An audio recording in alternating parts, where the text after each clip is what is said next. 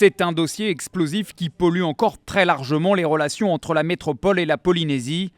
20 ans après le dernier essai nucléaire français dans l'archipel, François Hollande, de retour à Tahiti, s'opposant des mineurs. Je sais ce que l'on doit à la Polynésie française. Si aujourd'hui la France est ce qu'elle est, avec cette capacité de dissuasion, c'est parce qu'il y a eu, pendant une période très longue, des essais nucléaires.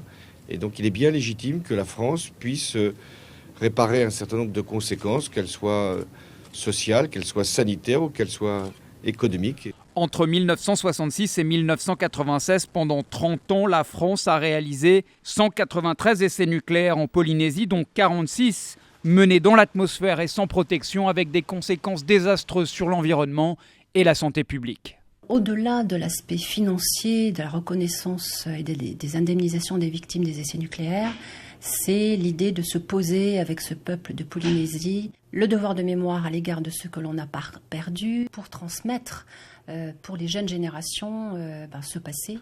En plus d'un hommage rendu à un député opposé aux essais nucléaires sous Charles de Gaulle, François Hollande devrait à Papeete annoncer via une modification de la loi Morin une prise en compte beaucoup plus large du nombre de victimes reconnues des essais nucléaires en vue de leur indemnisation.